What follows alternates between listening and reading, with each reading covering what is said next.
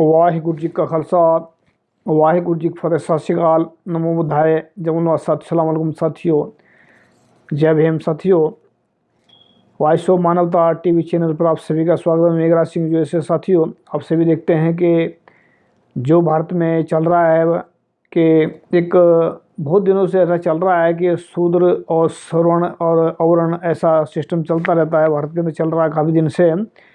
लेकिन एक हमारे सामने बहुत अच्छा लेख आया है, उसने बोला है कि जो स्वर्ण क्या कहते हैं, सवर्ण और शूद्र एक हिंदू कैसे, मतलब उन्होंने पॉइंट रखे हैं सामने। तो हमारे सामने वो मैं एक आर्टिकल आया है, तो जिस भाई ने लिखा है उसका हम धन्यवाद करते हैं। और ऐसे आर्टिकल बहुत कम होते हैं जो तर्क के हिसाब से होते हैं, तो हम उसको आर्टिकल को हूबहू पढ़कर सुनाते हैं। एक बार दो बात इसमें ऐड भी करेंगे उसमें। तो इसमें लिखा है इन्होंने, सवर्ण और शूद्र दोनों हिंदू कैसे, मतलब अभी ब्याज में दे रहे हैं तो उन्हें हिंदू कैसे। एक संविधान को नकारता है, दूसरा संविधान को मानता है, दोनों हिंदू कैसे। मतलब ये एक तर्क है, तो इसमें तर्क करना भी चाहिए तभी पता लगेगा। एक युद्ध में विश्वास करता है, दूसरा बुद्ध में विश्वास करता है, दोनों हिंदू कैसे। एक फॉरवर्ड है, एक दूसरा बैकवर्ड है, दोनों हिंदू कैसे। एक खाता ब्राह्मण है, मतलब एक खाता है, इसमें शूद्र में लिखा है इसमें ब्राह्मण, दूसरा दाता है शूद्र, दोनों हिंदू कैसे। एक लूटता है, ब्राह्मण लिखा है इसमें, दूसरा लूटता है शूद्र, दोनों हिंदू कैसे। एक कमाता है, दूसरा गंवाता है, दोनों हिंदू कैसे।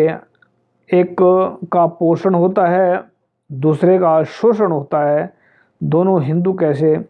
एक काल्पनिक है, दूसरा वास्तविक है, दोनों हिंदू कैसे। एक विषमता को मानता है, दूसरा समता को मानता है, दोनों हिंदू कैसे। एक पाखंडवाद को मानता है, दूसरा विज्ञान को मानता है, दोनों हिंदू कैसे। एक पूरे देश का बनता है, दूसरे को सिर्फ जाति का नाम दे दिया जाता है, दोनों हिंदू कैसे। एक मंदिर पवित्र करता है, दूसरे से मंदिर अपवित्र होता है, दोनों हिंदू कैसे।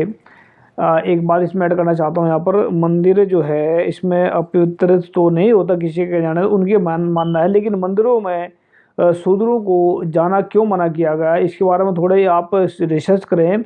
और रिसर्च से एक सामने आएगा कि जितने भारत के अंदर मंदिर हैं इनमें 90% 95% है ये बुद्ध मठ थे। और बुद्ध जो अंदर मंदिरों के अंदर मूर्तियाँ रखी हैं वो भी बुद्धों की हैं तकरीबन। उनको आप थोड़ा देखें, हिला के वो बुद्ध की मूर्ति मिलेगी। तो शूद्रों का मंदिर में जाना इस करके मना किया गया ताकि वह अपनी प्रॉपर्टी को न पहचान ले, अपनी जगह को न पहचान ले, इस करके उनको लिख दिया गया कि शूद्रों को मंदिर में आना मना है, यानी कि प्रॉपर्टी को ना पहचान ले, अपनी प्रॉपर्टी को शूद्र, तो इस करके उन्होंने मना कर दिया। शूद्र कुछ नहीं है, तो शूद्र बना के जो जंग लड़ी है ना वो उनको शूद्र बनाया उन्होंने।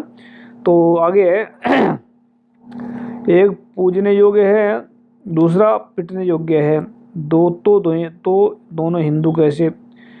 एक व्यवस्था में श्रेष्ठ समझा जाता है, दूसरा व्यवस्था में नीच समझा जाता है, दोनों हिंदू कैसे। एक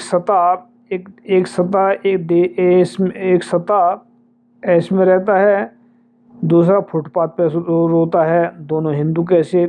एक होटलों में खाता है, दूसरा कचरे में से पेट भरता है, दोनों हिंदू कैसे।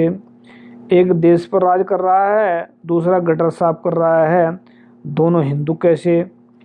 तो ये जो एक पॉइंट हम इसमें ऐड कर देते हैं, ईश्वर ने जो तथ्य रखे हैं बिल्कुल सही है। तो एक की जन्म कुंडली में राक्षस है, एक की जन्म कुंडली में यानी कि ब्राह्मण जिसको बोलते हैं उसमें देव लिखा है, और मतलब देव लिखा और ब्राह्मण लिखा है। और जो शूद्र हैं उनकी जन्म कुंडलियों में कहीं लिखा हुआ है, वर्ण में लिखा हुआ है शूद्र, और गण में लिखा हुआ है देव, मतलब राक्षस या चंडाल लिखा हुआ है। तो ये फिर शूद्र कैसे।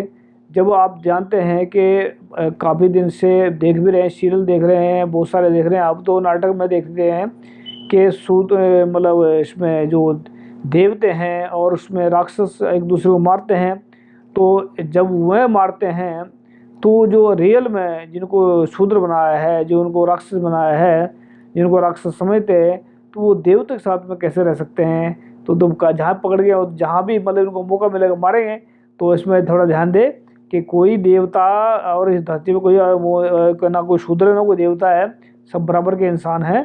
पर ये सिर्फ उन्होंने अपनी पहचान रखी है, सिर्फ ये जो जिनकी जन्म कुंडली में लिखा है कि ये मतलब राक्षस हैं या चंडाल हैं या कुछ भी है, वो सब ब्राह्मण उनको अपना दुश्मन समझता है। इस बात को याद रखें।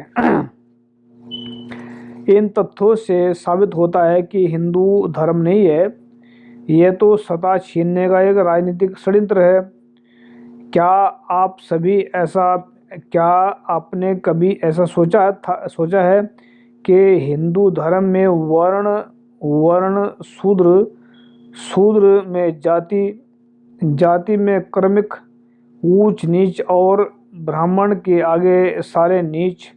अब गर्व से कैसे कहें कि हम हिंदू हैं।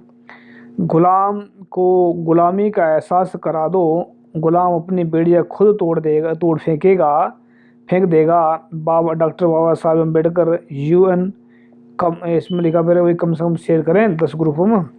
तो ये जो है जो इन्होंने शो भाई साहब ने जो पॉइंट रखे थे, हमने आपके सामने हूबहू रखे हैं पॉइंट ये। और इसमें जो है मतलब हम और 2-3 बातें याद ऐड करना चाहते हैं इसमें कि देखो इसमें शूद्रों से अब ब्राह्मण एक तो नफरत करता है। अच्छा, नफरत क्यों करता है ये देखें पहले कि नफरत शूद्रों से ब्राह्मण इसलिए करता है क्योंकि शूद्र ताकतवर हैं। अभी आप सोच रहे होंगे कि हमने ताकतवर क्यों बोल दिया, और ये तो आप झूठ बोल रहे हैं, ऐसा लग रहा होगा आप लोगों में हम झूठ बोल रहे हैं। हमने ताकतवर शूद्रों को क्यों कह दिया, क्योंकि जिससे इंसान डरता है। 2-3 पॉइंट रख रहा हूँ सामने आपके।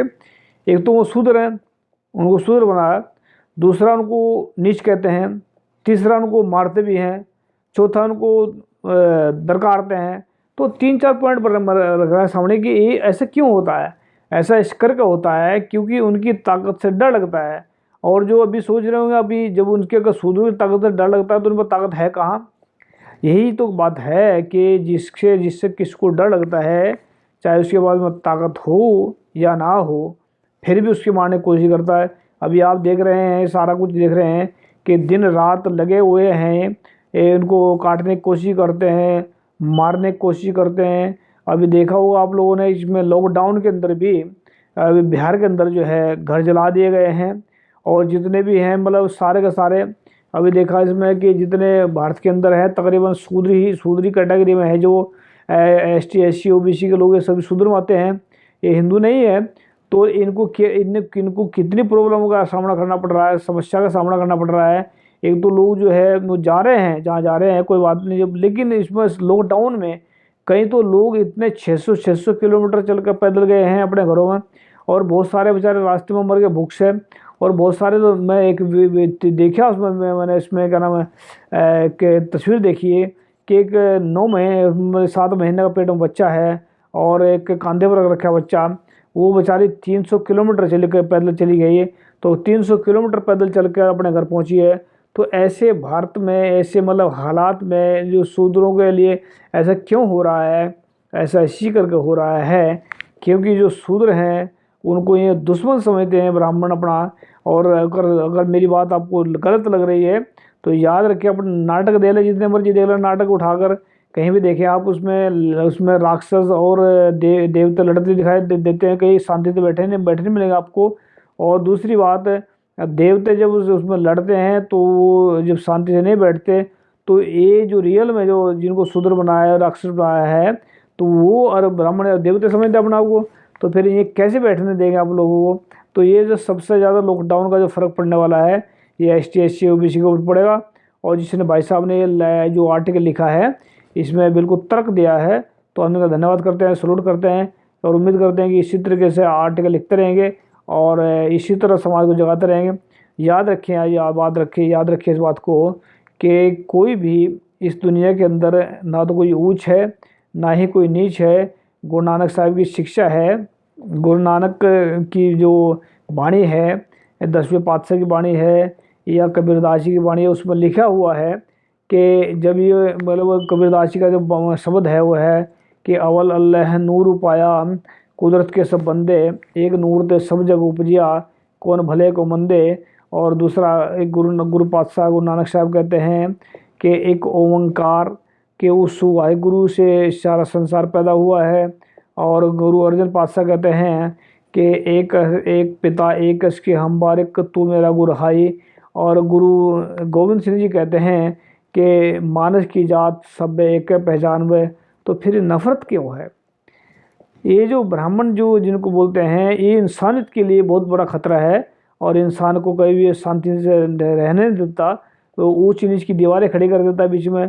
और इसी के कारण जो है नफ़रत फैलती है और नफ़रत के कारण जो है इंसान अब दूसरे से अलग अलग हो जाते हैं। तो ये जड़ जो ब्राह्मण है इस सिस्टम का सारा, तो याद रखें कि जो भी इसमें इनसे बचना चाहते हैं इनको मुकम्मल इनका बाइकाट करें, तभी बच पाएंगे, नहीं तो नहीं बच पाएंगे। तो शूद्र हिंदू नहीं है, ये इन्होंने भी साबित कर दिया और हमने भी साबित कर दिया। और उसमें जन्म कुंडली चेक कर लें कि जिनका जो वर्ण में लिखा शूद्र और गण में राक्षस लिखा, चंडाल लिखा है, वो हिंदू नहीं है। इसी करके मार पड़ती है, इसी करके उनको दूर करते हैं। तो याद रखिए, हम सच्चाई उठाते रहेंगे और सच्चाई ऐसी उठाएंगे कि याद रखिएगा दुनिया के हमने जो है जो जानकारी हम दे रहे हैं कि हो सकता है इसमें कहीं ना कहीं लोगों के जो लिखे हैं उसमें कंप्लीट हो या ना हो, लेकिन हमने जो जानकारी दी है ये उन्होंने भी लिखा उसमें और हमने थोड़ी बहुत अपनी जानकारी ऐड करी है। तो थैंक यू सबका। याद रखें कि वॉइस ऑफ मानवता आपका अपना टीवी है, लाइक करें पेज को। थैंक यू सबका। वाहिगुरू जी का खालसा, वाहिगुरू जी की फतेह। सत श्री अकाल, अस्सलाम वालेकुम।